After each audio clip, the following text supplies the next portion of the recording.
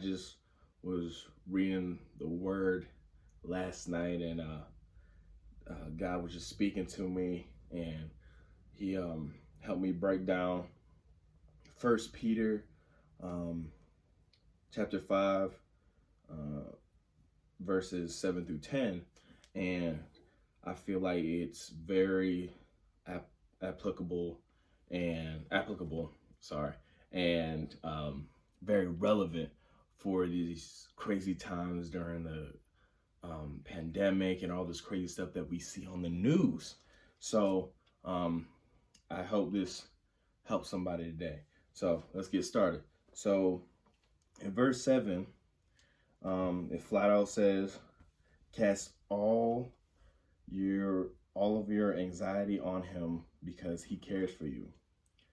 So, the word says all, so that means nothing is too little and nothing is too big for him, to care about and to handle and to help you with it.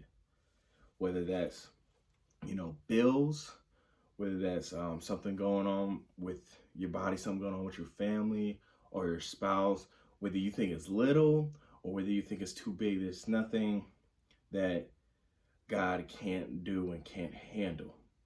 And He wants you to let Him help you with this because He cares for us. And we have to remember that anxiety is literally an emotional weight that can not only affect our bodies and our mind, but just can weigh us down, and that could really affect our life in a negative way. So remember, it's a weight. We're going to come back to that in a second, but let's continue. It says in verse 8, be self-controlled and alert. That's the first part. And I felt and I thought about it, and that's really relevant right now.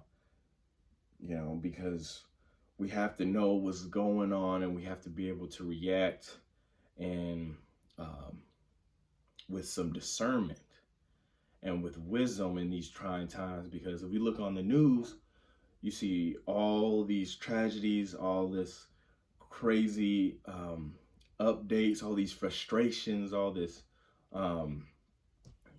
wild stuff with the mandates, and just everything is going on in the news or on social media or with people, and we cannot react and have actions and have our actions based on our emotions and on all of this stimuli that is just pushed on us and in our faces all the time. We have to control ourselves, and we have to be aware of what's going on.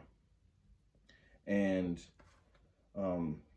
because there's a lot of, the devil's working at large. People are dying, people are going crazy. We see that every day.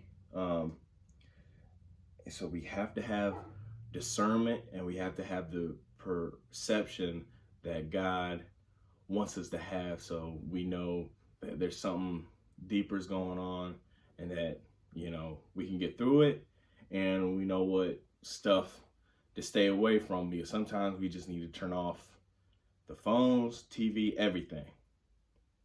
And that's a part of having discernment. But let's continue on. And then the rest of verse 8 talks about how your enemy, the devil, prowls around like a roaring lion looking for someone to devour.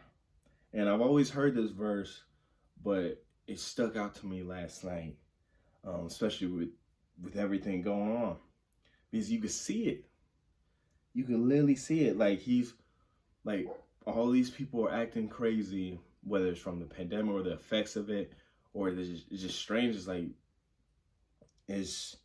everybody has this, you seeing everybody's boiling point, and you see the devil working in them and in certain situations. You see it on the news. Like you see it in the people that you see on a day-to-day basis. You see with the people that you live with, and you might even see it, in yourself sometimes. Like he is trying people. He's trying folks. He is trying to get them to slip up and to act out of whack in some type of way, and whether it's to hurt other people or to frustrate other people or to scare other people. Like he is at work, and he's trying to get everybody off their game. He's trying to get everybody acting out of fear and their own emotions, and when everybody's already in a weak state because everybody's going through something right now because of this pandemic. I don't care who you are, you're being affected financially, spiritually, mentally, emotionally, or physically, in some, or socially, in some way, shape, or form. You're being affected. It might, I'm not saying it might not all be bad, but everybody's hurting somewhere, or everybody's changing and is uncomfortable somewhere, some way, shape, or form. And that leaves us in a weakened, vulnerable state. And, with the devil working, it makes it even worse. And to further break down the verse, like, it says lion, lion is a top predator. And the thing with predators, whether it's lions or wolves or whatever, when they hunt their prey, no matter what it is, they don't go for the really strong in that moment. They go for the weak, the old, or the isolated animals. And then they jump because they will be an easier target. And therefore, they can make that kill quicker. Right? So, the devil is trying to get us in a weakened state from everything that's going on, so he could pounce on us, at our weakest moment. And for a lot of people, that's right now, or it has been these past couple months. But, despite his work and despite how he's doing it, there's some encouragement in the next verse. In verse 9, it says, resist him, standing firm in the faith, because you know that your brothers throughout the world are undergoing the same kind of sufferings. This is big.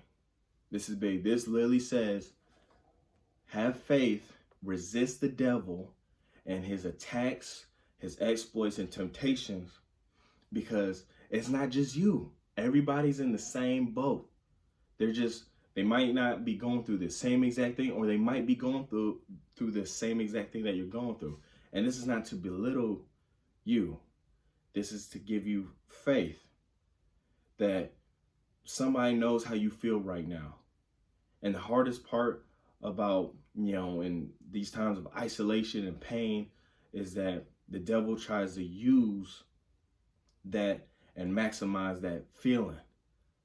He tries to get us isolated up here and in our spirit, like we're all alone, and that nobody can help us, and that we can't reach out, and nobody understands. So he wants us to be so isolated that loneliness takes control of us, to where we only see negative when negative stuff is already happening to us. And that's where he's prowling and he's roaring, because he's getting us away from our brothers and sisters in Christ, and he's ultimately getting us away from God. Because despite, if you physically can't get to somebody, or even with technology, God is always there for you, because he cares. He cares about everything, and he'll never leave you, never forsake you. Never. So we must keep fighting, and we must realize when we get real low within ourselves that we're not the only ones, and that we can reach out, and that people can be for us, can be there for us, and that God will always be for us. So we can't get isolated based on our feelings and our reactions. And that's easier said than done. I've dealt with that because I'm human, and everybody else has dealt with that. Everybody's got to the point where we feel like there's no way out, and there's nobody wants to listen, or there's nobody that can understand us. And that's a horrible feeling. And that's what's getting a lot of people right now. And you see that on the news or online. Like that's why mental illness is at a sky high right now. And that's why suicide rates are going through the roof. Whether it's US, Japan just had the most suicides in the whole pandemic just in October. Like, out of all the months of, quarantine, the most suicides was in October, and that wasn't too long ago, because the devil is getting people so isolated where they can't get out, where they feel trapped, and where they get to the point where they don't see the point in fighting anymore.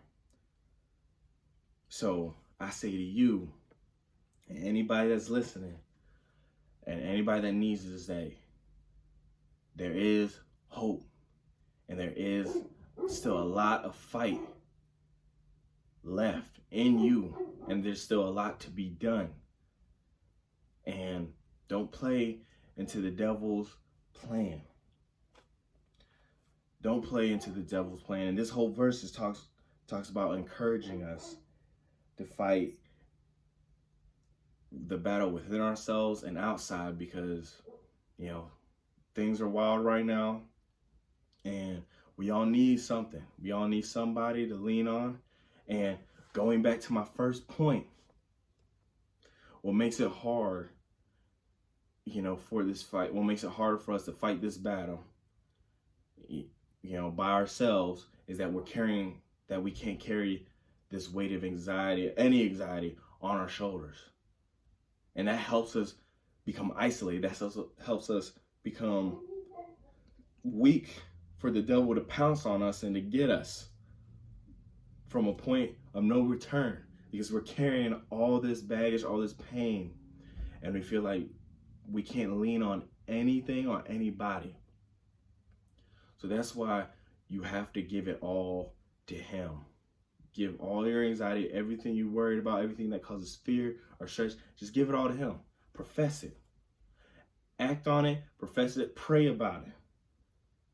Tell somebody. Do something to just let it out, because we cannot bear the weight alone. And you're seeing that every time you get on the TV, you're seeing people not being able to carry their weight alone.